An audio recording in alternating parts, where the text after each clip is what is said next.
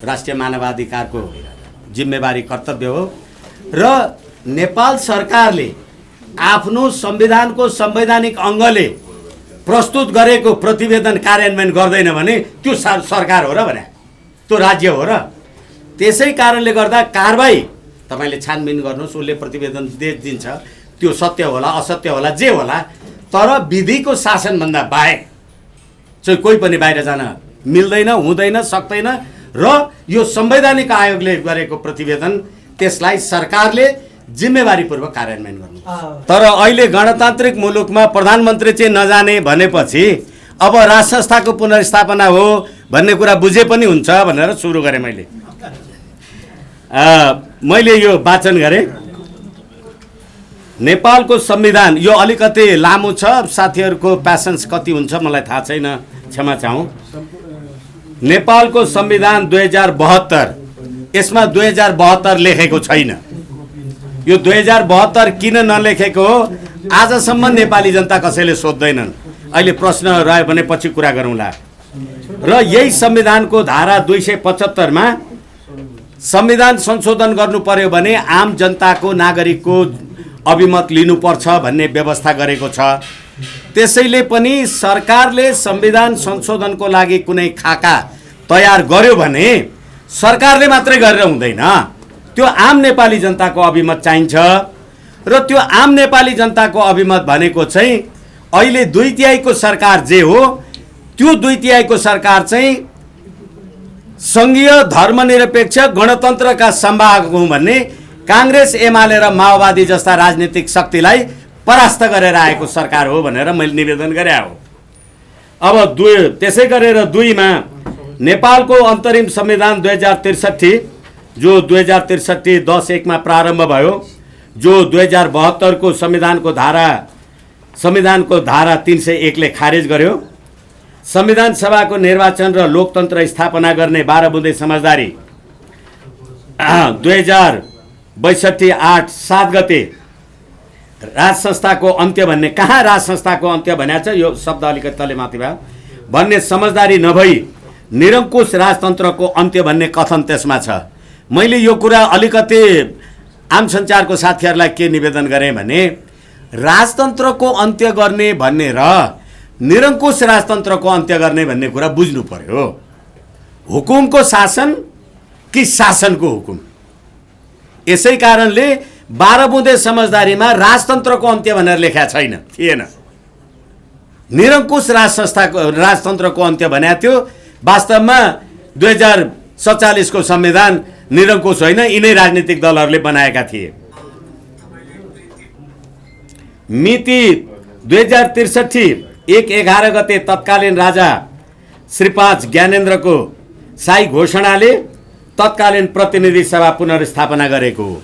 यो कुरा किन राखेको भने जनताले प्रतिनिधि सभाका सदस्यहरू मान्य सदस्यहरूलाई चुन्ने अनि जनताका प्रतिनिधिको जनताका अभिमत बिनै राजाद्वारा प्रतिनिधि सभा पुनर्स्थापित गराउने भनेपछि कांग्रेस एमाले माओवादी त निरङ्कुश राज संस्थाको पक्षमा रहेछन् नि त। जनताको अधिकार त तिनीहरूले मेटाएका थिए, होइन भने जनताले भोट हालेर प्रतिनिधि सभा त बनेन नि, यो भन्न खोजे हो। अनि पुनर्स्थापित प्रतिनिधि सभा घोषणा अनि त्यो राजाको घोषणाद्वारा प्रतिनिधि सभा पुनर्स्थापित भइसकेपछि 2063 2/4 गतेले राज संस्थाको निरन्तरता जारी राख्ने व्यवस्था गरेको कुरा नेपाली जनता र राजनीतिक दलले अनुमोदन गरेको। त्यो जेठ 4 गतेको प्रतिनिधि सभा घोषणा हेर्यो भने राज संस्थाको निरन्तरता हुन्छ, अबदेखि राजाको व्यक्तिगत सम्पत्तिमा कर लाग्छ भनेर त्यो घोषणामा लेख्या छ जेठ 4 गते। जेठ 4 गतेको प्रतिनिधि सभामा त साँच्ची भन्ने हो भने पुष्पकमल दाहाललाई पहिली प्रतिनिधि सभाको मान्य बनाएको त राजा ज्ञानेन्द्रले पो त, ऊ त चुनाव लडेर आएको होइन नि त। यसकारणले गर्दाखेरि त्यो कुरालाई पनि स्मरण गर्न म माओवादी साथीहरूलाई पनि निवेदन गर्छु भन्न खोज्या हो। अब जतिखेर 2052 मा शेरबहादुर देउवाजी प्रधानमन्त्री हुनुहुन्थ्यो त्यतिखेर बाबुराम भट्टराईजीको नेतृत्वमा माओवादीले माघ 21 गते 2052 माघ 21 गते 40 बुँदे मागपत्र पेश गर्यो त्यसको दफा 10 मा जनगणतन्त्रात्मक शासन व्यवस्थाको निमित्त भनेको थियो। यो संविधानमा जनगणतन्त्र छैन, संघीय लोकतान्त्रिक गणतन्त्र मात्रै छ। त्यसकारणले गर्दा त्यो माओवादीको जनयुद्ध त्यतिखेरै समाप्त भएको थियो भने हो।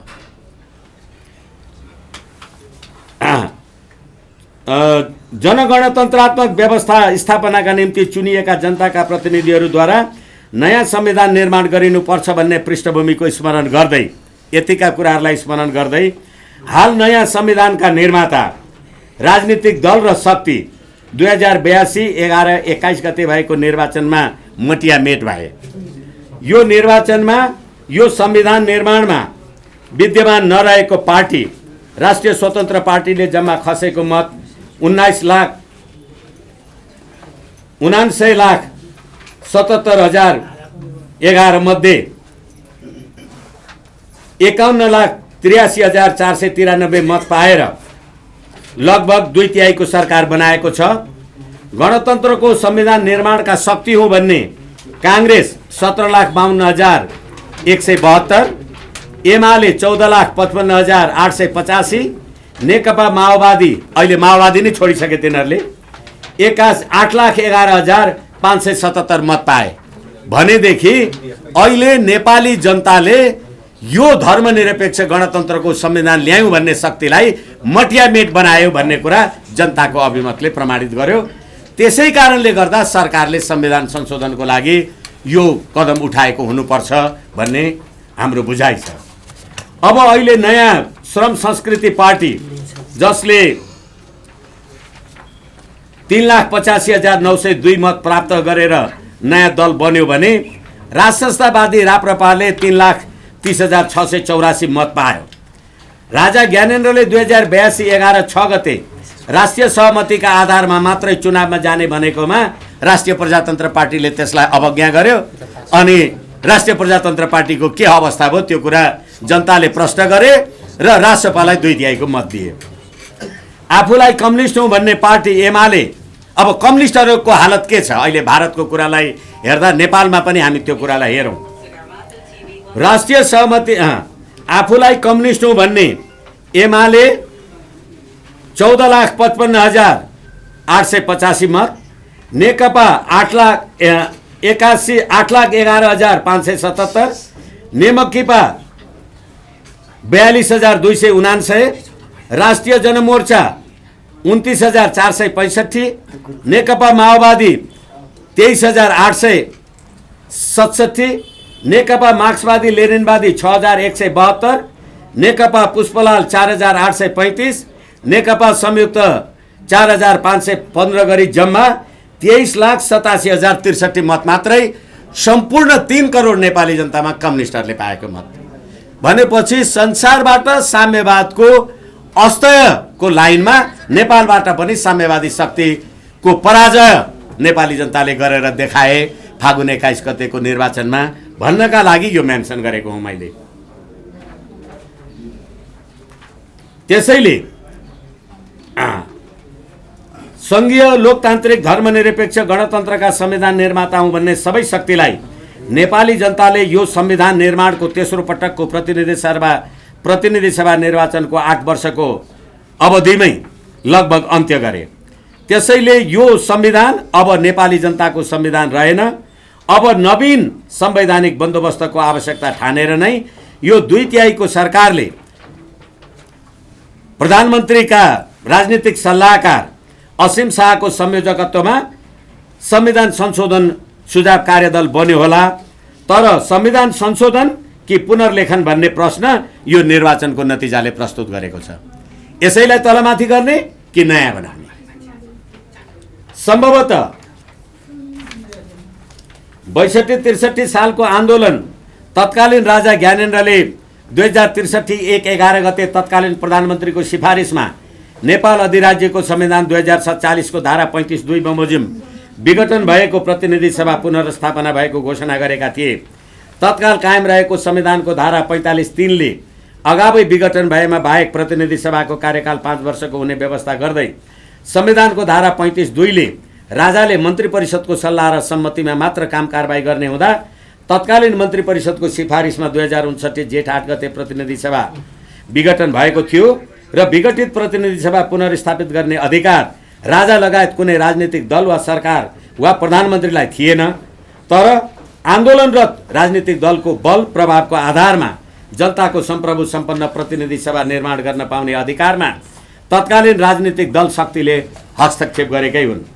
राजाको नामबाट 2063 वैशाख 11 गते प्रतिनिधि सभाको पुनर्स्थापनाको सम्बोधनमा नै नेपाल अधिराज्यको राज्य शक्तिको स्रोत नेपाली जनता नै भएको र नेपालको सार्वभौम सत्ता एवं राजकीय सत्ता नेपाली जनतामा नै निहित रहेको उल्लेख छ।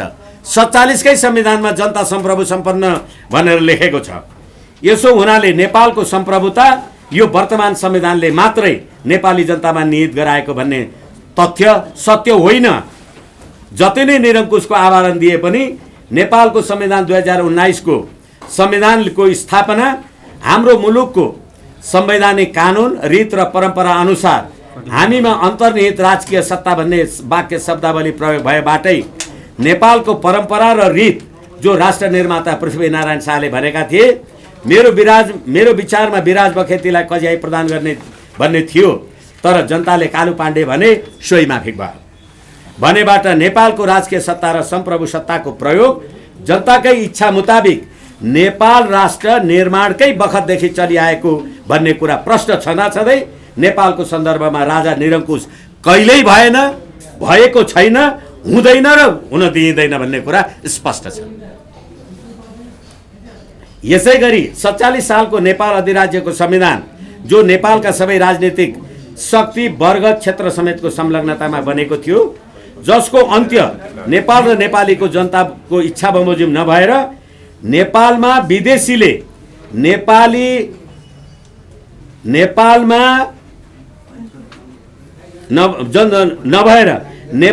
नेपालीले विदेशी माओवादको नाउँमा नेपाली मार्ने, प्रचण्डजीहरूले विदेशी माओवादको नाउँमा नेपाली मार्नुभयो के, अरू मार्या होइन।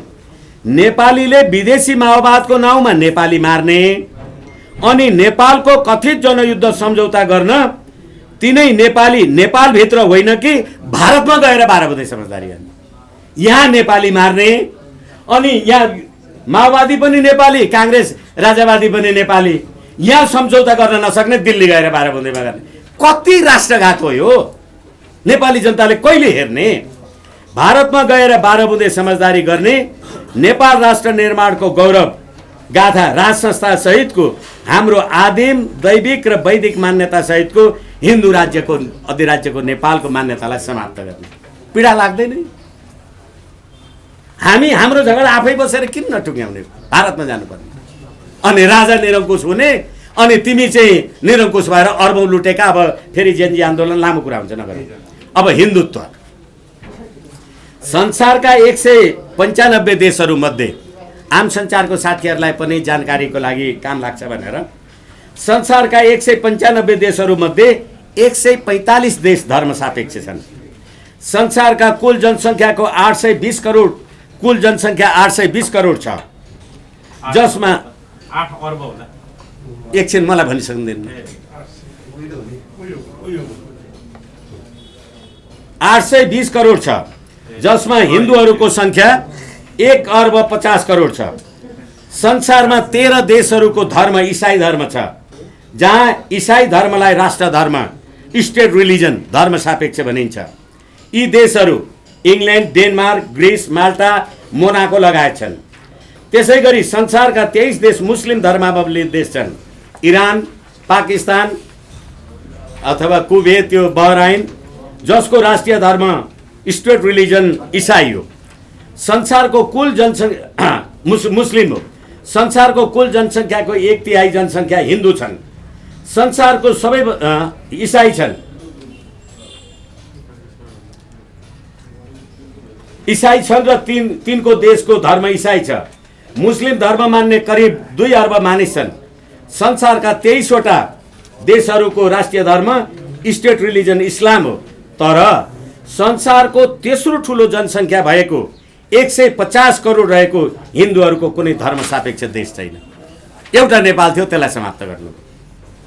संसारको एकमात्र हिन्दू राष्ट्रको पहिचान बोकेको नेपालको हिन्दू राष्ट्रको पहिचान समाप्त पारेर ल्याएको संविधान नेपाल र नेपालीको सनातन धर्म, शाश्वत धर्म, अनन्त मार्ग, अनन्त कानुन, संस्कृतमा हिन्दू धर्म संस्कारलाई कसको इच्छा र आकांक्षा पूरा गर्न हाम्रो पहिचान हिन्दू राष्ट्र नेपाल विश्वव्यापी हिन्दूहरूको राष्ट्र हो। नेपालको आदिम वैदिक र दैविक मान्यता समाप्त पारेको। मुसलमान तीर्थयात्रीलाई हेर्नुस् है, मुसलमान तीर्थयात्रीलाई हज गर्न विदेश पठाउने संस्कार बोकेको राष्ट्र नेपालले आफ्नो राष्ट्र धर्म, स्टेट रिलिजन पहिचान, सभ्यता र संस्कृति बचाउन हिन्दू धर्म सापेक्ष नेपालको पहिचान राख्न नेपाल हिन्दू अधिराज्य नेपाल हुनुपर्छ। मुसलमानलाई हज गर्न पठाउनुहुन्छ, त्यो धर्म संस्कृतिको रक्षा होइन, अनि हिन्दू राष्ट्र चाहिँ समाप्त गर्नुहुन्छ। हाम्रो आदिम सभ्यता ग्रन्थहरू श्रुति, स्मृति, वेद, उपनिषद, पुराण, महाभारत, रामायण, श्रीमद् भागवत, गीताको अजस्र अनन्त ज्ञान वसुधैव कुटुम्बकम कर्मको कूटनीतिलाई शाश्वत जीवन्त राख्न नेपाल हिन्दू धर्म सापेक्ष राष्ट्र हुनुपर्छ। हामीले सरकारलाई भनेका छौँ। राज संस्था स्वतन्त्र सार्वभौम सत्ता सम्पन्न नेपाल अधिराज्यको एकीकरण श्री 5 बडा महाराधिराज पृथ्वीनारायण शाहको नेतृत्वमा हाम्रा वीर पुर्खाहरूले गरेका हुन्। एक्लै पृथ्वीनारायण शाहले गरे होइन नि, तपाईँ हाम्रा बाबुबाजेले गरे हो। त्यसैले नेपाल राष्ट्रको स्थापना भएको हाम्रो राज संस्था सहितका पूर्वजले वर्तमान हिमाञ्चल प्रदेशको सतलजदेखि सिक्किमसम्मका भूभागहरू विजय गरेका थिए। तत्कालीन गोर्खाका राजा पृथ्वीनारायण शाहको यो अभियान कुनै सैन्य अभियान मात्र नभएर नेपालकै एकीकरण भएको हो, थियो, छ र हुनुपर्छ र रहिरहनुपर्छ। संवैधानिक राज संस्था भन्नाले यो संवैधानिक राज संस्था, निरङ्कुश राज संस्था भन्ने कुरा गर्छौँ हामी। प्रजातान्त्रिक पार्टी नेपालको मान्यता के हो भने संवैधानिक राज संस्था भन्नाले त्यो देशमा रहेको राज्य प्रणालीको संविधानले राजालाई जुन स्थान राखेको छ त्यही संवैधानिक राज संस्था हो। जस्तो थाइल्यान्डको संसदमा सेनाको पनि मान्छे प्रतिनिधि हुन्छ, अब बेलायतको संस्थामा अर्कै हुन्छ होला, स्विडेनकोमा अर्कै हुन्छ होला। त्यो देशको संविधान अन्तर्गत रहेको संवैधानिक राज संस्था बनेको।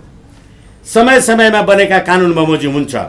सम्मत 1910 साल पौष 7 गतेका दिन बनेको मुलुकी ऐनको प्रस्तावनामा हामी त्यहाँ राजाले के भन्दैछन्, राणाहरूले पनि हामी 3 पुस्ता बसी हामीदेखि रैयत तलकले यस ऐन बमोजिम रहनु भन्ने उल्लेख भएको देखिएबाट त्यस समयमा पनि सम्पूर्ण राज्य सत्तामा रहेको 3 पुस्तासम्मले कानुन मान्ने भन्ने उल्लेख भएबाट त्यो राज्य प्रणाली निरङ्कुश थियो भन्न मिल्छ? मिल्दैन। राज्य व्यवस्था जनताको इच्छानुकूल युग सापेक्ष परिवर्तन हुन्छ। राज्य व्यवस्था युगानुकूल परिवर्तन भए बमोजिम सोही माफिक राज्यको कानुन बन्ने हुँदा राज्य सञ्चालनको विधान कानुन हुने हुँदा विधिको शासन भन्ने मान्यता भएको। आत्मज्ञान बिनाको जीवन सङ्घर्षको एउटै परिणाम हो, पराजय। तपाईसँग आत्मज्ञान छैन भने तपाईलाई पराजित हुनुको बाहेक अर्को विकल्प रहँदैन। राजनीतिमा अहिंसा एउटा कूटनीति हुन सक्छ, तर राजनीतिक सिद्धान्तको कारक हुँदैन। राजनीति शस्त्रबल शास्त्रबल दुईटै कुराले हुन्छ। अहिले इरान अमेरिका भनेको शस्त्रबल हो, शास्त्रबल होइन। यसकारण राजनीतिक दलमा सामेल भएपछि आफ्नो आत्मज्ञानद्वारा निश्चित भएपछि पार्टीको राजनीतिक दर्शनलाई आत्मज्ञानको रूपमा लिएर राजनीतिक सङ्घर्षमा सामेल हुनुपर्छ। बिना निष्ठा र आत्मज्ञानको राजनीतिक जीवन सार्थक हुन सक्दैन। त्यसकारण संवैधानिक राज संस्था जो युग सापेक्ष जनताद्वारा अभिनिश्चित राज्य सञ्चालनको राजनीतिक आदर्शका रूपमा सुनिश्चित गरिनुपर्छ। हाम्रो हिन्दू धर्मशास्त्रका नीतिमा भनिएको छ, मैले दोहोर्याएर भने, गोठालाले जस्तै हातमा लट्ठी लिएर भेडाको रक्षा गरे जस्तो भगवान तपाईलाई रक्षा गर्न लट्ठी लिएर आउँदैन। दैवले, भगवानले जसलाई रक्षा गर्न चाहेको छ उसलाई सर्वप्रथम बुद्धि दिन्छ। बुद्धि भयो भने सारा संसारमा आफू ओजस्वी, तेजस्वी, सर्वज्ञाता हुन सकिन्छ। त्यसैले ज्ञान बुद्धि नै सर्वश्रेष्ठ हो भन्ने हाम्रो मान्यतालाई हामीले हिन्दू धर्म सापेक्ष राष्ट्र नेपाल निर्माणमा लागेका हौँ भन्ने कुरा पनि हाम्रो सिद्धान्त आदर्श अन्तर्गत नै पर्दछ भन्ने स्मरण गर्नुपर्छ। भनिन्छ विष पिउने एक्लै मर्छ, हतियारको चोट पनि जसलाई लाग्ला उही मात्र मारिन्छ। तर देशको गोपनीयता सुराग प्रकट भएमा त्यसले सम्पूर्ण राष्ट्र र जनता सत्ताधारी समेतलाई समाप्त पार्छ। 12 बुँदे के हो यहाँ नगरेर उहाँ जाने। 62/8/7 गते दिल्लीमा भएको 12 बुँदे समझदारी हाम्रो यो मान्यताको उल्लङ्घनको प्रकटित रूप। 2062 मङ्सिर 7 गते दिल्लीमा भएको 12 बुँदे समझदारी र त्यसका आधारमा देशभित्र भइघटेका अनन्त घटनाहरू किन होइनन्? त्यसैले भनिन्छ धनुर्धारीले प्रहार गरेको बाणले एकजना मार्न पनि सक्छ, नमार्न पनि सक्छ। तर विद्वान बुद्धिमान मानिसको विद्वता ज्ञान क्षमताले सम्पूर्ण राष्ट्र नै छत विच्छेद बनाउन सक्छ। त्यसैले हामीले हाम्रो सशक्त ज्ञान क्षमताले हाम्रो विरोधी शक्तिलाई छत विच्छेद गर्न सक्नुपर्छ। यसकारणले पनि हाम्रो सम्वर्धनवादको औचित्य पुष्टि हुन्छ। नत्र भए बोतलभित्र रहेको महलाई बाहिरबाट झिँगाले चाटेर आनन्द लिए जस्तै हामीले हाम्रो मान्यतालाई स्थापित गर्न सक्दैनौँ। वर्तमान राज्य प्रणालीको प्रस्थान बिन्दु राजा ज्ञानेन्द्रको 2063 वैशाख 11 गतेको शाही सम्बोधन नै हो। सो सम्बोधनद्वारा तोकिएको 63/1/15 गते पुनर्स्थापित प्रतिनिधि सभाको बैठक बसेको हो।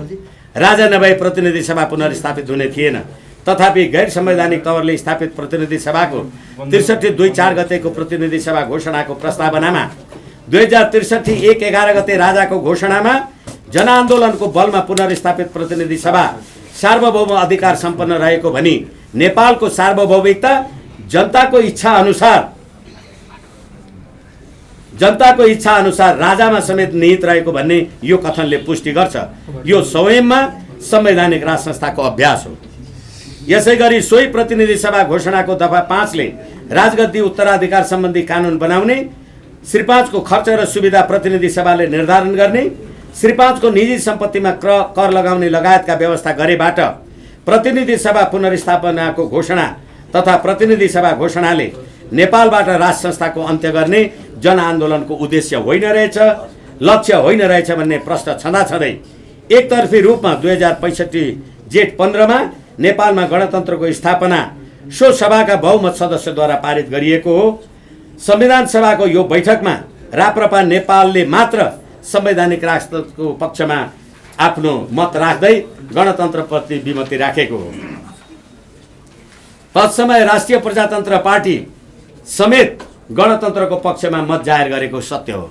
भन्नुको अर्थ सूर्यबाजी लोकेन्द्रबाजीहरू जे हुनुहुन्थ्यो भने संविधान सभाद्वारा राजतन्त्र अन्त्यको प्रस्ताव भएपछि तत्कालीन राजा श्री 5 ज्ञानेन्द्रबाट 59/2/29 गते पत्रकार सम्मेलन गरी नारायण हिटे राजदरबारबाट बाहिरिने क्रममा पत्रकार समक्ष जनताको चाहनालाई इच्छालाई सर्वोपरि मान्ने राज परम्परालाई राजाले उद्धरण गरे पनि संविधान सभा निर्वाचनमा गणतन्त्र कि राजतन्त्र भन्ने एजेन्डा थिएन र जनताले राज संस्थाको विरुद्धमा कुनै मत प्रदान गरेका थिएनन्।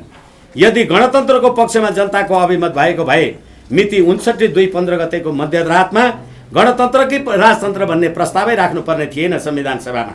यसकारण संविधान सभाको निर्वाचनमा नउठेको प्रस्ताव संविधान सभा गठन भएपछि उठेर पक्ष विपक्षमा मतदान हुन्छ भने त्यो नेपाली जनताको चाहना नभएको प्रश्न हुन्छ।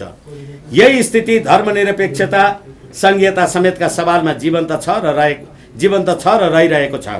यसको ज्वलन्त उदाहरण ज्ञानेन्द्रको देशव्यापी भ्रमणमा नेपाली जनताले प्रकट गरिरहेको राज संस्थाप्रतिको प्रतिबद्धता र समर्पण पनि हो।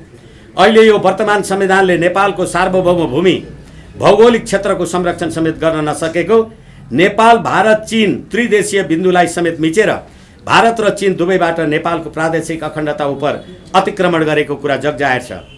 19 अगस्त 2025 मा चीन भारत बीच खोलिएको लिपुलेक कालापानी व्यापार मार्गले हाम्रो स्वाधीनतामा आँच पुगेको छ।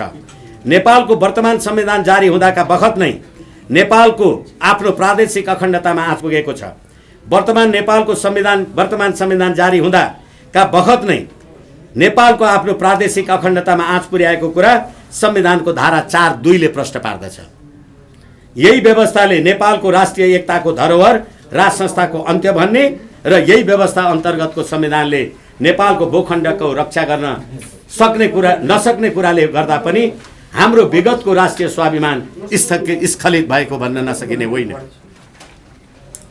संसारका 46 वटा राष्ट्रहरूमा राजतन्त्रात्मक राज्य प्रणाली छ। भिन्न भिन्न देशका राजाहरूको हक र अधिकार कर्तव्य आफ्नो प्रकारको हुन्छ। थाइल्यान्डका राजा बेलायती राजाको अधिकार फरक फरक होला, तर ती सबैको अधिकार संविधानद्वारा अभिनिश्चित हुन्छ। त्यसैले संविधानले राजालाई जे जति अधिकार प्रदान गर्छ त्यही नै संवैधानिक राज संस्था हो। देशको संप्रभु सत्ता र राजकीय सत्ता जे भने पनि त्यसको सम्पूर्ण अधिकारी भनेको त्यहाँका जनता नै हुन्।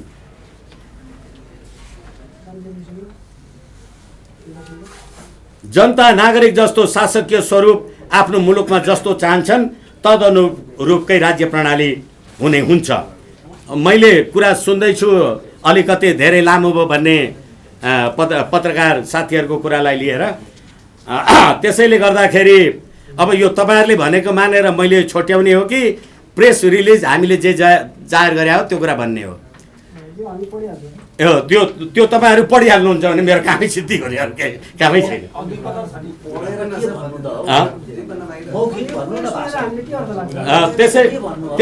त्यसैले गर्दाखेरि हामीले यो सबै कुरा भनेर हिन्दुत्वको कुरा पनि गऱ्यौँ, राज संस्थाको कुरा पनि गऱ्यौँ। त्यसैले राज संस्था पनि हिन्दुत्व पनि र कतिवटा देशमा छ भन्ने कुरा पनि यहाँ लेखा छ, तपाईँहरूले हेर्नु होला। धर्म सापेक्ष कति छन् त्यो पनि हामीले भन्यौँ, राज संस्था भएका कति छन् त्यो पनि हामीले भन्यौँ। त्यसैले सङ्घीयताको बारेमा पनि यसको पक्ष र विपक्षमा जति कुरा छन्, र सङ्घीयता अत्यन्तै महँगो प्रणाली भयो। 3 तहको सरकार अब अहिले बजेट बनाउन सक्ने नसक्ने आदि इत्यादि जे गर्ने त्यो कुरा आफ्नो ठाउँमा छँदैछ, र मुलुकको आर्थिक दायित्वले आर्थिक हैसियतले थाम्न नसक्ने प्रणाली। गएको निर्वाचनमा पनि 56 करोड जापानबाट र 64 करोड चीनबाट हामीले आर्थिक सहायता लिएर निर्वाचन सम्पन्न गर्यौँ।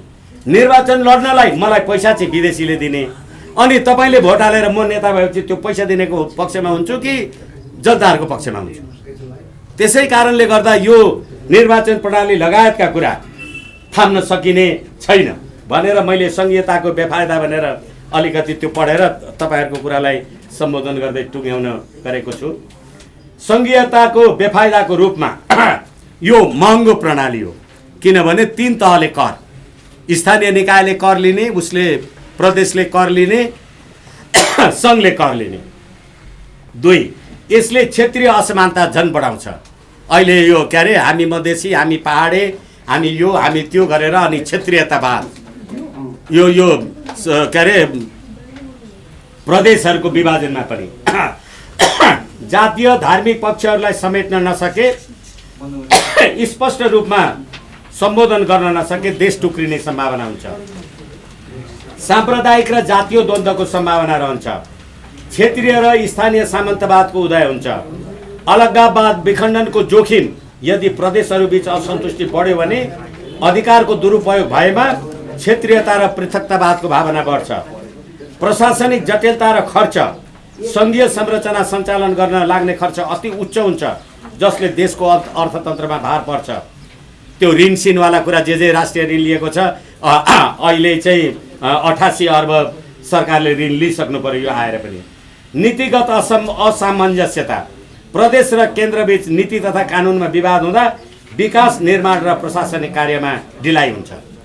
अब यति भनिसकेपछि यसै गरेर राष्ट्रिय अखण्डतामा पनि चुनौती हुँदो रहेछ भनेर के भनिँदो रहेछ भने सुरक्षामा चुनौती, सङ्घ र प्रदेशबीच सुरक्षा निकाय जस्तै प्रहरी प्रशासनको परिचालन र अधिकारको बाँडफाँडमा सधैँ द्वन्द्व, यसो भएमा आन्तरिक सुरक्षा कमजोर हुन्छ। यसै गरेर सीमा सुरक्षा, लिपुलेख लिम्पियाद्वारा कुरा हामीले गरिहाल्यौँ। सीमा सुरक्षा तथा कूटनीति पनि विचारणीय हुन्छ।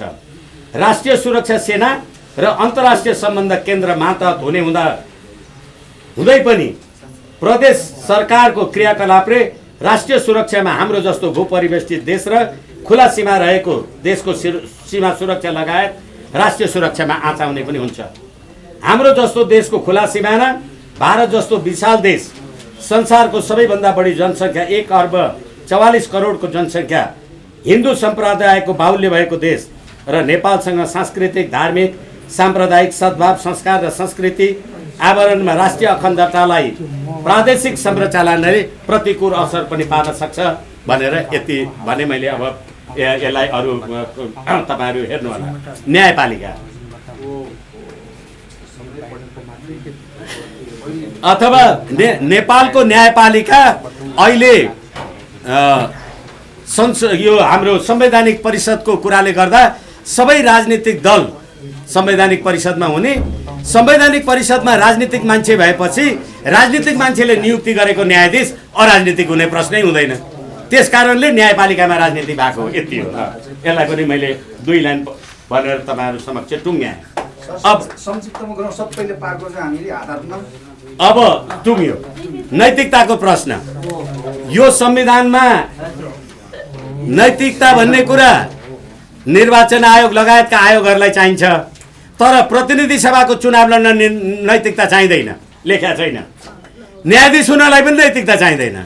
अनि भ्रष्टाचार भयो भनेर किन गराउने त?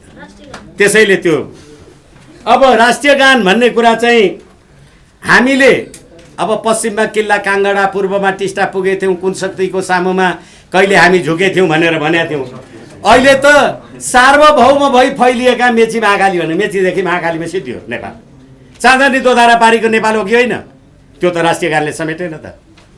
अनि त्यहाँबाट 100 थुङ्गा फुलका माला भन्छ। 100 थुङ्गा भने त 100 पत्रीको मात्रै 100 थुङ्गा हुन्छ, क्यातुकेको पनि 100 थुङ्गा हुन्छ भने पृथ्वीनारायण शाहले 4 वर्ण 36 जातको फुलबारी भनेकोलाई 100 थुङ्गामा टुङ्ग्याउँदा त्यो 100 थुङ्गाको माला को? त्यो सियोको हो त्यो घोच्ने। यसै कारणले गर्दाखेरि राष्ट्रिय गान पनि देशको राष्ट्रिय हितको पक्षमा छैन। र हामी सार्वभौम भई फैलिएको भनेको हामी संसारमा मुलुकहरूको निर्माण हुँदैदेखि सार्वभौम छौँ। यो 62-63 को यो 72 को संविधान आएपछि मात्रै सार्वभौम होइन।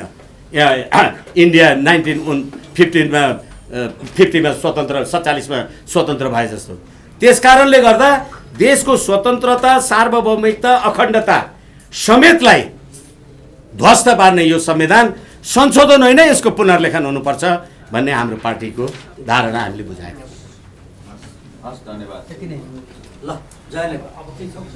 होइन, अब यो पढिसकेकै धेर भइसक्यो। अब प्रश्न छैन भन्ने बुझ्यो। मान्छेले नबोली देश खाए, यत्रो ढाडर गरेर 100 वर्ष पुरानो लिपिले पनि यो काम लाग्छ। यो कागजको पैसा जम्मा गरेर बालबच्चा पढाइदिएको। अब अहिले के छ?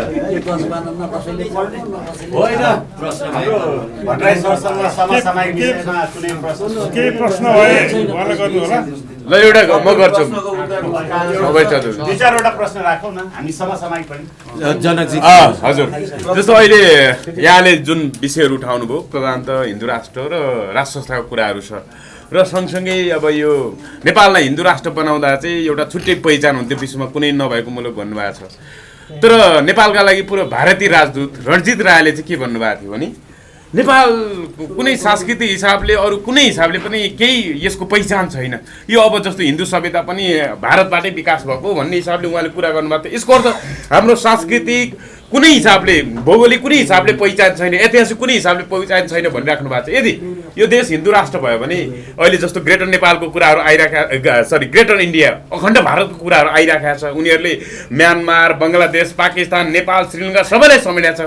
कतै हिन्दू राष्ट्र भोलि तपाईँले भने जस्तै भयो भने ग्रेटर इन्डियामा समेट्ने अवस्था आयो, भारतले तिमीहरूको मूल त हामी हिन्दू नै हौ भनेर त्यो अवस्था आयो भने के हुन्छ यार? यसैले अघि मैले भने न, हजुर, भगवानले तपाईँलाई रक्षा गर्नु पर्यो भनेदेखि बुद्धि दिनुहुन्छ।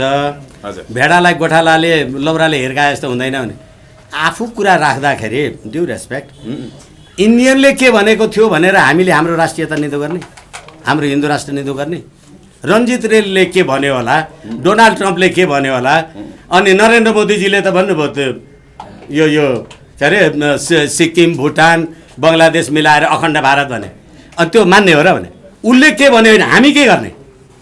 म को हुँ, म के गर्ने, मेरो शक्ति के हो? तर उसले सांस्कृतिक अतिक्रमण गर्न चाहेको त देखियो। हो, कसले चाहँदैन? राज्य सत्ता भनेको बलियाले खाने दुब्लाले हिसाब राख्ने। तपाईँ कमजोर हुनुभयो भने अर्काले गडगडी त गर्छ नि त। त्यसैले आफू सशक्त हुनुपर्छ भनेर यो भने हो के। यहाँनिर वरिष्ठ अर्को प्रश्न चाहिँ मेरो, जस्तो अहिले हिन्दू राष्ट्र नभए पनि शक्तिपीठहरूमा नेपाली सेनाले विभिन्न पर्वहरू उत्सवहरू मनाउँछ, त्यो सबै हिन्दूकै कार्यक्रमहरू एक ढङ्गले अगाडि बढिराखेको छ। त्यस हिसाबले हिन्दू राष्ट्र हुँदा र नहुँदा के फरक पाउनु भएको छ र हिन्दू राष्ट्र हुनैपर्छ भन्ने यहाँको अडान छ? अनि त्यो राष्ट्रिय पहिचान चाहिँ किन गुमाउनु पर्यो भने एकछिनलाई मान्नुहोस् न, बेलायत जस्तो राष्ट्र उनीहरू किन इसाई भयो होला? त्यो नहुँदा के भएको छ? यस कारणले तपाईँ जब हिन्दू मठ मन्दिर धर्म संस्कृति सारा कुरा चाहिँ राख्नुहुन्छ, 94% ओमकार परिवार पनि बस्नुहुन्छ, तपाईँ आफू बसेको देश आफै हिन्दू राष्ट्र भन्नलाई तपाईँ नै छोड्नुहुन्छ भने तपाईँ जति आफ्नो सत्यताबाट विचलित भएको अर्को कुनै हुन्छ?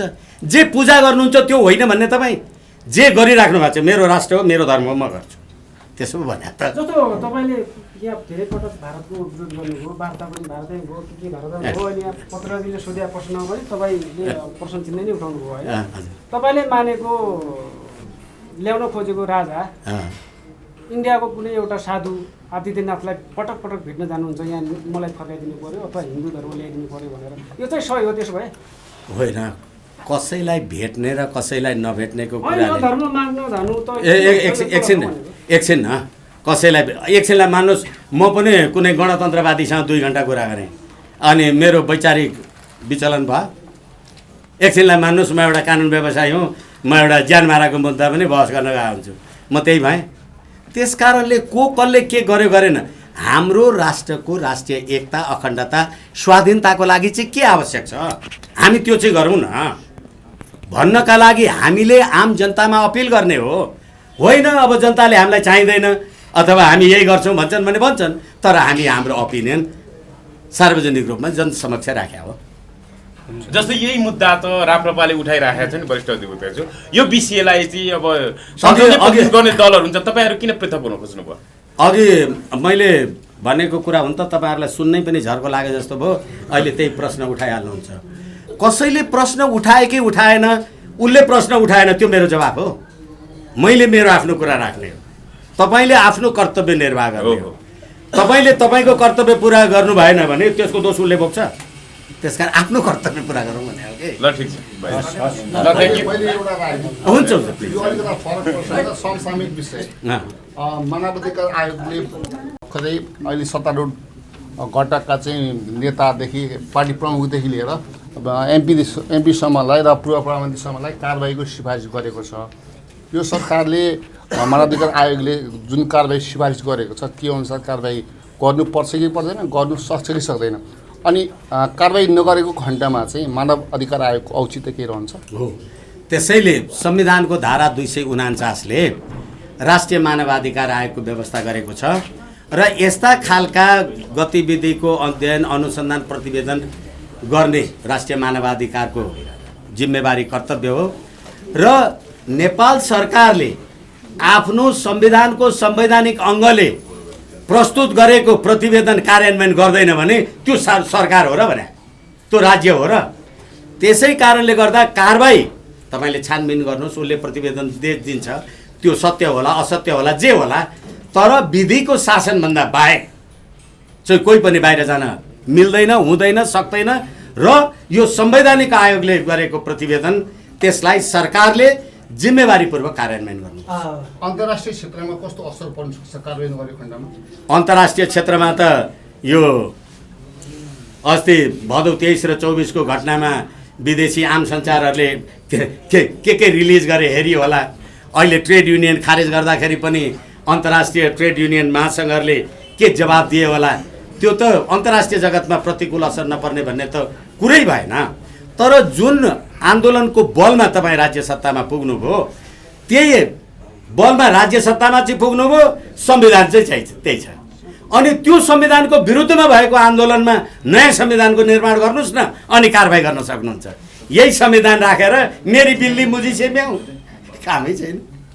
वरिष्ठ अधिवक्ताज्यू, जस्तो अब ढिलै भयो भने संवैधानिक आयोगले प्रतिवेदन सार्वजनिक गर्यो होइन, जेएनजीहरूको पनि एउटा आक्रोश थियो यति ढिला किन गरिरहेछ, मानवाधिकार आयोगले त यो प्रतिवेदन सार्वजनिक गर्नुपर्छ भनिरहेको थियो। तर अहिले जो प्रतिवेदनको सार आयो नि, अब यसले असर त सरकारले यसलाई रुल अफ ल गरेर कानुनै संशोधन गरेर यसलाई कार्यान्वयन गर्छ, कडा कारबाही गर्छ सबै दोषिएकाहरू सबैलाई। र फेरि के भने अहिले 2/3 नेपाली जनताको अभिमत लिएर तपाईँ राज्य सत्तामा पुग्नु भएको छ भने अब त्यो मानवाधिकार आयोगले दिएको प्रतिवेदन तपाईँ कार्यान्वयन गर्नुहुन्न भने तपाईँहरू पनि फेरि केपी शर्मा ओलीजी शेरबहादुरजीकै लाइनमा पुग्नुहुने त्यो पनि त हेर्नुहोस् न भने कार्यान्वयन गर्नुपर्छ। त्यही त अहिले उच्च पदस्थ भिआइपीहरू सबै हुनुहुन्छ नि त तत्कालीन समयका सबै सरकार प्रमुखहरू, उहाँहरू सबैलाई पनि सक्ला त सरकार? त्यसै सक्ला होइन, नसक्ने भए सरकार किन चाहियो? सक्नका लागि सरकार हो नि। यसैले सरकार हो 2/3 पनि छ, सक्दिन पनि भन्यो भने छोड अर्को हुन्छ। सरकार हट्नेसम्म आउँछ त्यसो भए अब आफ्नै पार्टी सभापतिले त कारबाही गर्न सक्लान् त भनेको बालेन्द्र शाहले। अब बालेन्द्र शाहले कारबाही गर्न सक्लान् नसक्लान् त्यो आफ्नो ठाउँमा छ, तर अहिले मानवाधिकार आयोगको प्रतिवेदनले उहाँलाई यो जेल प्रशासन ऐनको दफा 49 बमोजिमको कसुरदार जेल तोडेर हिँड्यो भन्ने कुरा छ। र यही बेलामा उहाँ भारत भ्रमणमा पनि जाँदै हुनुहुन्छ। यी सबै कुटनीतिहरूलाई अलि म्याच्योर हुन दिनुपर्छ, सारा हुन्छ होइन? अलि म्याच्योर हुन दिनुपर्छ।